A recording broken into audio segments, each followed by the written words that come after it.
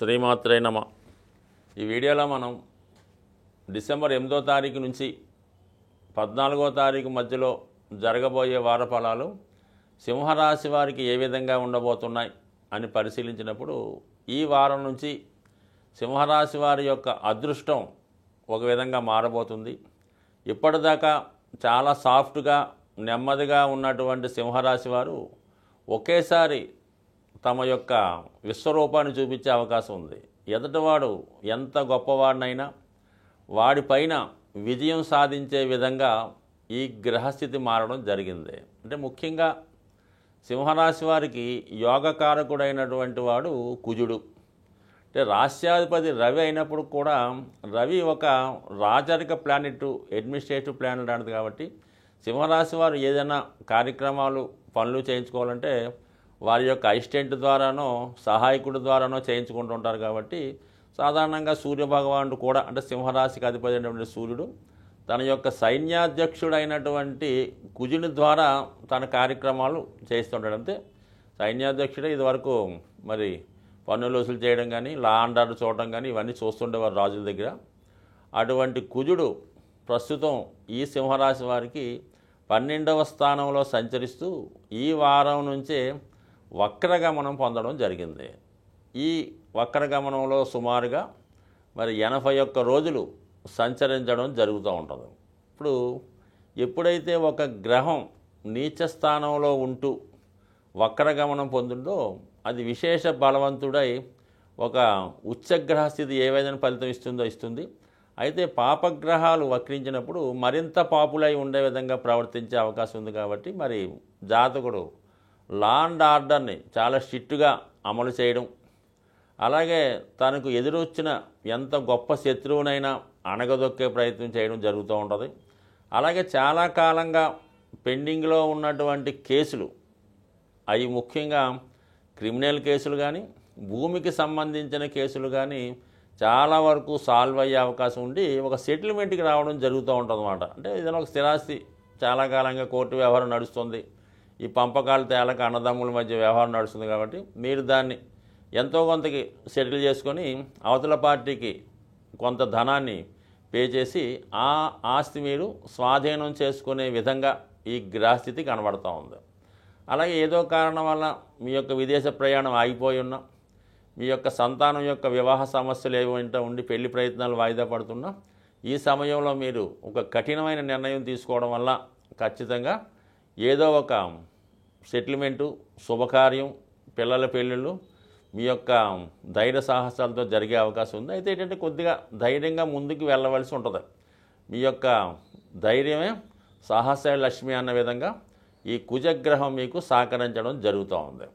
అయితే ఇవన్నీ అనుకూలంగా ఉన్నప్పటికీ కూడా మీరు ఎంత విజయవంతంగా బయట ఒక మంచి కింగిలాగా ఉన్నా మరి కుజుడు వ్యయ స్థానంలో ఉండడం అంతవరకు బాగుంది. బట్ కానీ శుక్రుడి యొక్క 6వ స్థితి సొంత వారే, అది మీ కుటుంబంలో ఉన్నటువంటి స్త్రీలు మీకు వ్యతిరేకంగా నిర్ణయం తీసుకునే అవకాశం కనబడుతూ ఉంది. అంటే వాళ్ళతో ఏదో ఒక డిస్ప్యూట్ రావడం కానీ ఏదైనా సెటిల్మెంట్ విషయంలోనో ఆస్తి పంపకం విషయంలోనో పెట్టిపోతల విషయంలోనో స్త్రీలతో విరోధం వచ్చే అవకాశం ఉంది.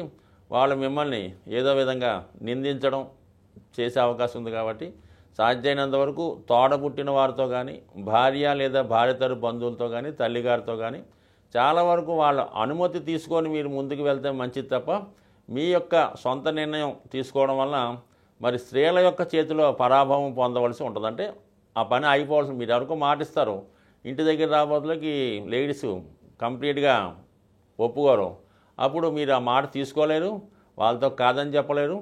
ఈ విధంగా సతమతం అవుతూ ఏదో విధంగా చిన్నబుచ్చుకునే అవకాశం ఉంటుంది. కాబట్టి సాధ్యమైనంత వరకు ముఖ్యమైన నిర్ణయాలు తీసుకునేటప్పుడు మీ యొక్క ఇంట్లో స్త్రీలతో సంప్రదించి, అది మీ కుమార్తె కూడా అవ్వచ్చు, వాళ్ళ సలహా తీసుకొని మీరు ఎదటి వారికి మాట ఇస్తేనే మీ మాట నిలబడుతుంది తప్ప మీకు మీరుగా ఎంతవంటి నిర్ణయం తీసుకున్నా అగ్రిమెంట్ తీసుకున్నా అవి తర్వాత క్యాన్సిల్ చేసుకోవాల్సి ఉంటుంది. ఇది ఒక్కటి దృష్టిలో పెట్టుకోండి. దాని తర్వాత ఏంటంటే వార ప్రారంభంలో అంటే ఆదివారం సోమవారం ఎక్కువగా ప్రయాణాలు చేయవలసి ఉంటుంది, వృత్తిరీత్యా ఎక్కువగా తిరగవలసి ఉంటుంది. బట్ కానీ తిరిగినదంతా కూడా వృధా శ్రమగా మారి తిరిగి మళ్ళా కార్యక్రమం మొదటికి వచ్చే అవకాశం ఉన్నది.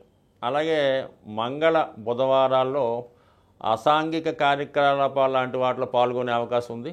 అలాగే కొంతవరకు మన చట్టానికి న్యాయానికి వ్యతిరేకంగా నిర్ణయాలు తీసుకోవడం కానీ అటువంటి వాటిలో పాల్గొనడం కానీ కొద్దిగా మరి ఇలాంటి రహస్య కార్యకలాపాల్లో పాల్గొనడం వల్ల కొంత ఇబ్బంది, కొంత బ్యాడ్ నేమ్ లాంటిది వచ్చే అవకాశం ఉంది. కొన్ని నిందలు కూడా మీకు ఆ సమయంలో వచ్చే అవకాశం ఉంది. కాబట్టి సాధ్యమైనంత వరకు మంగళవారం, బుధవారం ఎటువంటి పరిస్థితుల్లో కూడా మీరు ఎటువంటి కార్యక్రమాల్లో పాల్గొనడం అన్నది అంత అనుకూలం కాదు. అటువంటి వాటికి దూరంగా ఉండే ప్రయత్నం చేయటం మంచిది. అలాగే దశమ స్థానంలో గురుగ్రహ వక్రగమనం, చతుర్థంలో బుధగ్రహ వక్రగమనం వృత్తి వ్యవహారాల్లో కొన్ని అనూహ్యమైన మార్పులు వచ్చే అవకాశం ఉంది. బట్ ఏదైనా అవి మీకు అనుకూలంగా మారే అవకాశం ఉంది. చేయవలసిందల్లా మీరు నిర్ణయం తీసుకునే దాన్ని బట్టే ఆధారపడి ఉంటుంది. కాబట్టి ఏదైనా ధైర్యంగా ముందుకు వెళ్తే విజయం తప్పనిసరిగా మీకు వరించే అవకాశం ఉంది. ఈ వారం గ్రహస్థితి పరిశీలించినప్పుడు ఈ వార ప్రారంభంలోనే కుజగ్రహ వక్రగమనం, అలాగే బుధ గురుగ్రహాలు అంటే 3 గ్రహాలు వక్రగమనంలో పొందడం వల్ల, అలాగే నిరంతరం వక్రగమనంలో ప్రయాణించే రాహుకేతువులు అంటే మొత్తం మనకి 9 గ్రహాల్లో 5 గ్రహాలు వక్రగమనంలో ప్రయాణించడం వల్ల జాతకుడు ఏ పని ప్రారంభించినా కూడా ఆ పని 1-2 సార్లు చేస్తే తప్ప పూర్తయ్యే అవకాశాలు చాలా తక్కువగా ఉంటాయి. కాబట్టి ఏదైనా నిరాశ చెందకుండా ప్రయత్నం చేయడం మంచిది. బుధుడు వక్రగమనం వల్ల విద్యార్థులు చదువుపైన దృష్టి కాకుండా ఇతర విషయాల మీద దృష్టి పెట్టకుండా చదువు మీద దృష్టి పెడితే మంచిది.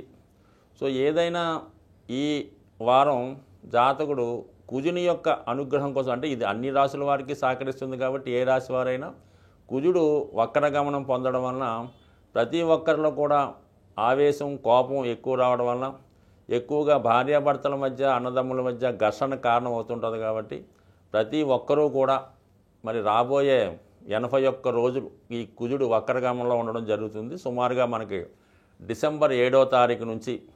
మరి ఈ సమయంలో ముఖ్యంగా ఏంటంటే మరి భూమికి సంబంధించిన తగాదాలు, బాకీలు అంటే వడ్డీ వ్యాపారం చేస్తున్న వాళ్ళు, అప్పులు ఇచ్చుకొని తీసుకున్న వాళ్ళు ఈ కట్టలేకో తీయలేకో వసూలు చేయలేకో మొత్తం వాళ్ళ మధ్య ఇబ్బందులు, రియల్ ఎస్టేట్ వ్యాపారం చేస్తున్న వాళ్ళకి ఏంటంటే వాళ్ళు ఇంకా రేటు వస్తుందని ఆశపడి అమ్మకపోవడం, ఈ విధంగా ఆ వ్యాపారస్తులకు చికాకులు వచ్చే అవకాశం ఉంటుంది మొత్తం మీద. కాబట్టి ప్రతి ఒక్కరూ కూడా ఈ సమయంలో కుజగ్రహ అనుగ్రహం తప్పనిసరిగా ఉండాలి. ఎందుకంటే భార్యాభర్తలు గొడవలు రావచ్చు, మరి సంతానం కలిగే విషయంలో ఇబ్బందులు రావచ్చు, అలాగే రుణదాతల ఒత్తిడి ఎక్కువ అవ్వచ్చు.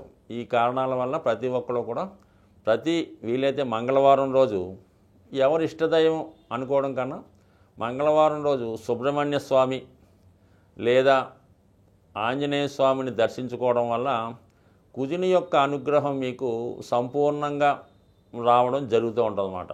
దానివల్ల ఏంటంటే మీరు ఈ కుజుడు ఎప్పుడైతే మీకు అనుగ్రహించాడో జాతకుడికి ధైర్యంతో, సాహసంతో ముందుకు వెళ్తాడు. భూములు, స్థిరాస్తి సంబంధించిన వ్యవహారాలు కలిసి వస్తాయి. అంటే జాతకుడికి ముందుగానే వాళ్ళకి ఏ పని కావాలన్నా ధైర్యంగా అడగగలడు, చేసేవాళ్ళు కూడా చేసే అవకాశం ఉంది. కాబట్టి సాధ్యమైనంత వరకు ప్రతి రాశివారు కూడా కుజుని యొక్క అనుగ్రహం కోసం సుబ్రహ్మణ్య స్వామి, ఆంజనేయ స్వామిని ఆరాధించండి. మరి ఈ మధ్యకాలంలో విపరీతంగా మనకి తమిళనాడు, ఉభయ ఆంధ్రప్రదేశ్లో ఏ పని జరగాలన్నా మరి కరుంగలి మాల అంటే ఇవి చాలా వరకు ఈ సిటీలో హైదరాబాదు లేదంటే తమిళనాడులో ఎక్కువ దొరుకుతాయి. కాబట్టి మరి వీలైన వాళ్ళు ఒరిజినల్గా అంటే పెద్ద ఖరీదు ఉండదు అది. మరి అక్కడ మనకి అది దొరికే చోట సుబ్రహ్మణ్య స్వామి టెంపుల్లో 800-1000 రూపాయలు అటు ఇటుగా అమ్ముతూ ఉంటారు. ఒక 1500 రూపాయలు పెట్టుకుంటే మంచి ఒరిజినల్ కరుంగని మాల ధరించడం వల్ల నేను చాలామందిని చూశాను. చాలామంది నేను ఇచ్చిన వాళ్ళు కూడా 1500 ఈ రోజుల్లో పెద్ద అమౌంట్ కాదు. అది ధరించడం వల్ల ముఖ్యంగా కుజుని యొక్క అనుగ్రహంతో రుణ సమస్యలు సాల్వ్ అవుతాయి, విజయ అవకాశాలు పెరుగుతాయి, భూములు వ్యవసాయం చేస్తున్న వాళ్ళకి అనుకూలంగా ఉంటుంది. కొంత ధైర్యం రావడం జరుగుతుంటుంది. అంటే ప్రయత్నం లేనిదే ఏ పని జరగదు. కేవలం ఉంగరం పెట్టుకున్నాం, కరుంగలీమాలు ధరించామన్నంత మాత్రాన వాళ్ళకేమి స్పెషల్గా వాళ్ళ మీద ఒక ముద్రైరు, వాళ్ళకి ప్రత్యేక అవకాశాలు అయితే ఏమీ రావు. అయితే మీరు చేస్తున్నటువంటి ప్రయత్నానికి మీరు 90% ప్రయత్నం చేస్తే 10% అన్న ఈ యొక్క ఈ అదృష్ట వస్తువులు లాంటివి అంటే కరుంగలిమాల, స్ఫటికమాల, ఈ ఉంగరాలు కొంతవరకు మీకు ఒక 5% 10% సహకరిస్తాయి తప్ప అసలు ఏమీ ప్రయత్నం చేయకుండా మీరు కరుంగలి మాల కాదు కదా, డైమండ్ మాల వేసుకున్నా కూడా ఏ పని జరగదు. స్వస్తి.